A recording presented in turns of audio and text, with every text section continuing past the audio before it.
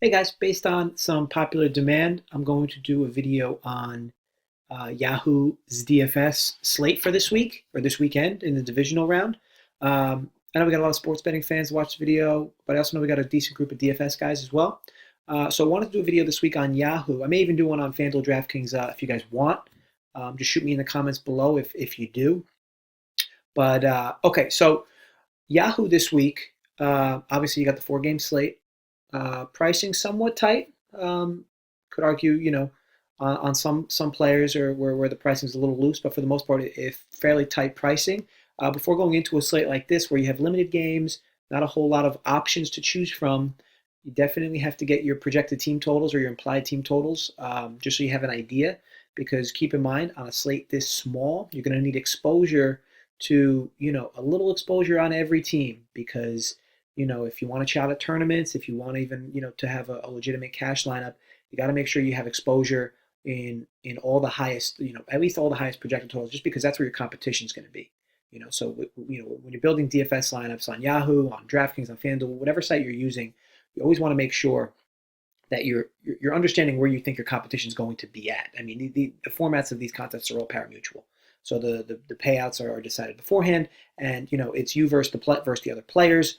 So getting a firm idea of where you think other players are going or other guys are going to be building their lineups off of or base their lineups off of is definitely going to be helpful for you. So basically, if we go through some team totals here, I got the Colts right now implied total of 26, Chiefs at 31, Cowboys at 20 and a half, Rams at 28 and a half, Chargers at 21, Patriots at 25, Eagles at 21 and a half, and Saints the highest at 29 and a half. With this, how it stands, it looks like the lowest is the Chargers at 21, Eagles at 21 and a half. Keep in mind that's what the lines are now. The lines will move. I'm sure the Chiefs Colts game, will end up being, far and away the highest total, highest total of the slate. I'm sure people are just going to continue to pound that over. And look, I mean, honestly, why not? You know, Chiefs are one of the worst defenses in the league, one of the best offenses in the league. It definitely should be a high-scoring game, but look, this is the playoffs. I mean, wild things happen. Um, so without going too deep into all the logistics here, I'll start with quarterback. Um, give you guys where my kind of head's at here. So obviously you have 8 options. Now, obviously Mahomes being the most expensive, Luck right behind him, Breeze, and then Goff, and then Brady, Dak, and Foles. Now, uh, slate like this, where the pricing is somewhat similar for these quarterbacks, I think you can just go ahead and eliminate Foles and Prescott right off the bat. I just think, look, Foles could have a decent game, but I mean, based on if we're talking safety nets and with all these teams that are playing in this slate, you have a bunch of safety options, much more safe than them two. Brady, Goff, honestly not in love with Goff. Dallas defense is really good. The Chargers defense is really good as well, so definitely going to be off them. Breeze at home is interesting. I think he'll be somewhat popular here. I'm not going to say he's going to be all that popular because the Saints, especially when they have Ingram and Kamara, even down the stretch of the season, Breeze didn't have all his numbers were not all that stellar to end the year.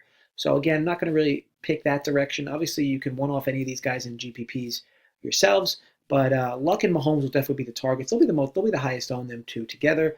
I just think when you look at these guys' upside and floors, I think they're very similar.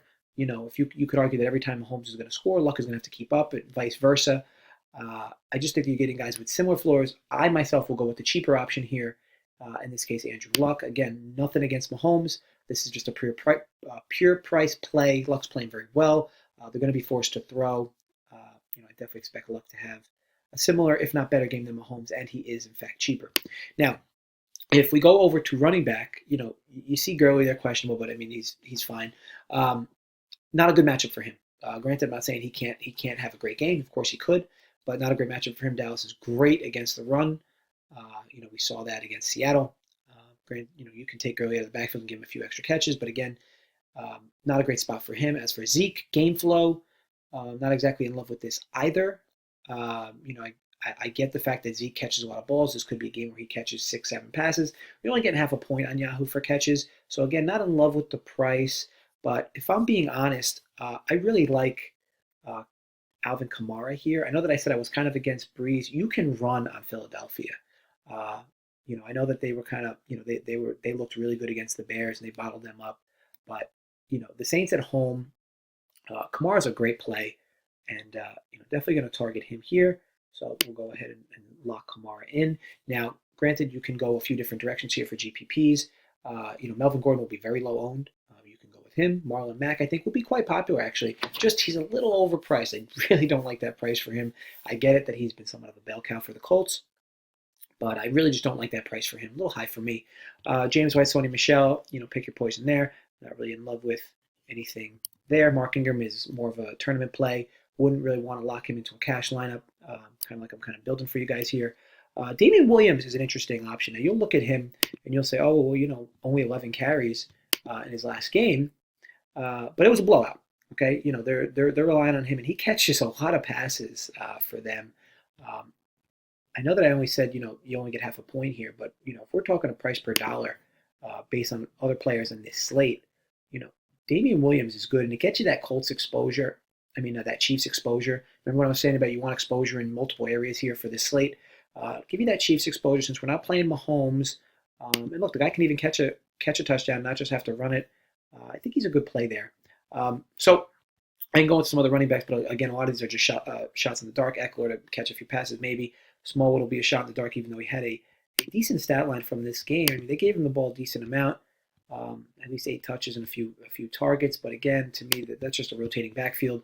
Darren Sproles is in that rotation. Nyheim Hines is interesting because last week he was such a big daily fantasy sports play, but clearly, they really like Mac.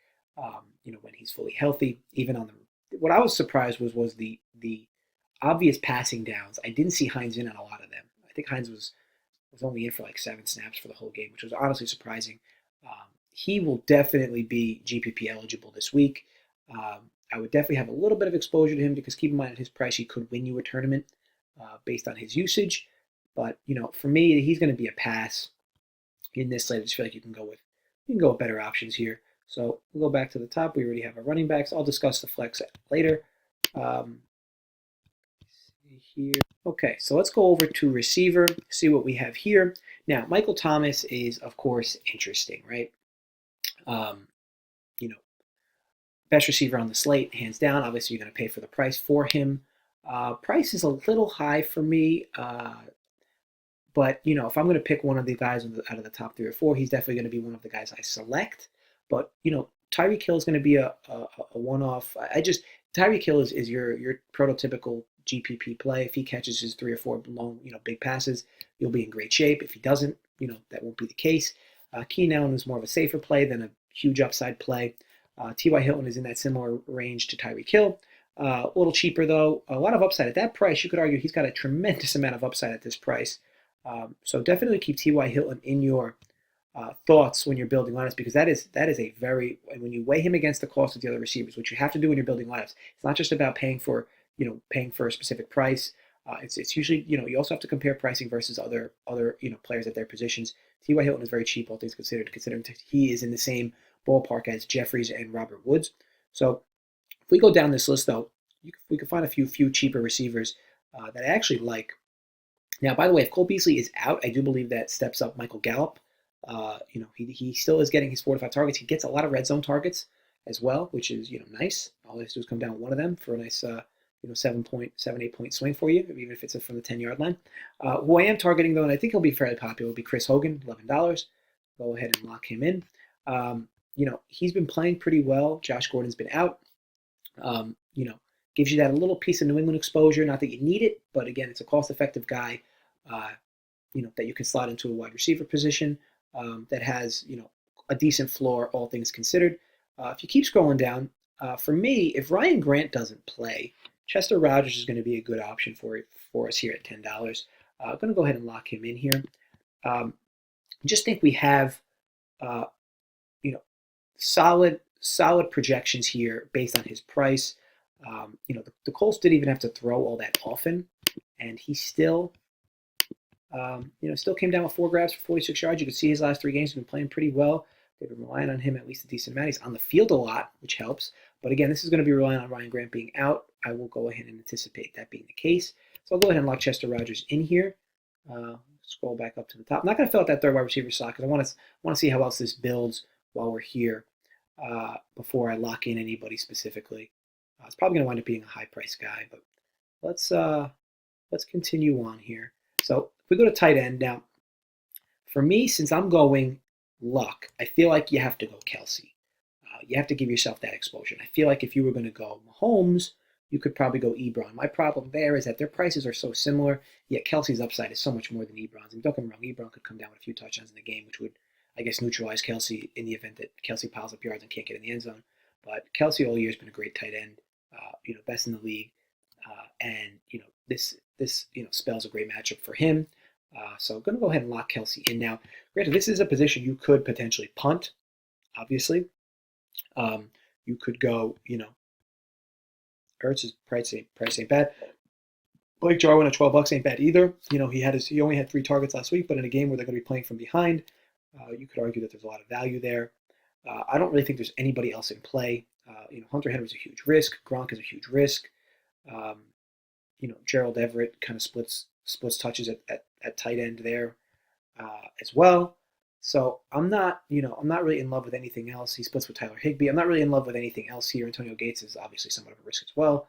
I just feel like take your safe points here with Kelsey. We're playing luck.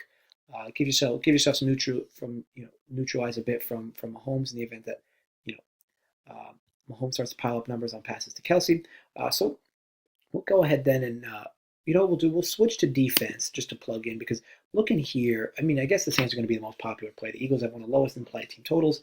And again, why would you pay up for defense if you don't have to? The Saints here kind of are very much so a bargain. Even though they're not a good defense, they might absolutely get shredded. If we're just going on team projections here and going on the cheapest defense we can find, I'm going to go ahead and lock in the Saints. So now that gives us $26 left for 2 players. Now, if we go back to wide receiver, be interested to see what it looks like if we go ahead and select Michael Thomas. So if we select Michael Thomas, which is good in my opinion because it gives you the Kamara and Michael Thomas exposure, which I like for the obvious reasons that at home, those 2 players have tremendous numbers at home. Now, that gives you one more player, and I'd love that player to be a Rams player just because that's where we are lacking exposure. We have our Chiefs, we have our Colts, we have our Patriots, we have Saints. Again, I'm not in love with any Chargers or Eagles. Those are the lower implied team totals. And the Cowboys, I don't feel we need any players from there either. It's a fairly low team total from them as well. 3 of the lower team totals, I feel like we can fade those there.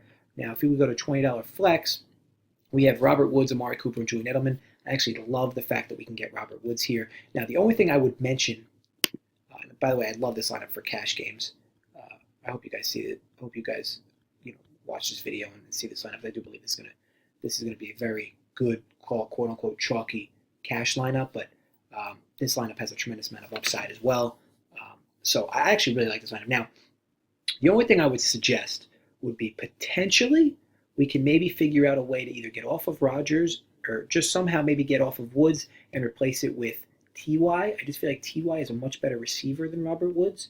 And again, with the way the game flow could play out, you could have Hilton in a much better game than Robert Woods. Even though Robert Woods I feel is a lot safer because he's just money for those 7 grabs, 70 or 80 yards. And if he gets in the end zone, even better. Robert Woods coming off his worst game of the year.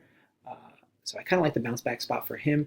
The only thing I'd say again would be that maybe find a way to squeeze T.Y. Hilton in. I'm not going to sit here and go through different combinations, but if you can find a way to get T.Y. Hilton in instead of Robert Woods, I would definitely do so where you like it. Other than that, I think this is a really good lineup. And for defense, again, with the Saints, I don't really feel you should be going in any other direction. You're not going to pay up for defense. You're not going to take a flyer with the Eagles or the Cowboys. Let me just look real quick. Yeah, the Cowboys are a good defense, but look, the Rams are at home. They're going to be projected to score a lot. Why take that risk? The Saints are in a much better position. Okay, so that's going to wrap this video up. I'll try to give you guys a little insight at each position, talk some player pricing, go through some ins and outs of each position, and ultimately, I hope this is helpful for you. I hope this is informative. I hope you guys win some money. Now, if you want a FanDuel video or a DraftKings video, just post in the comments below. But again, hope this is helpful for you, and thanks for watching, and please subscribe if you're not already. All right, thanks, guys.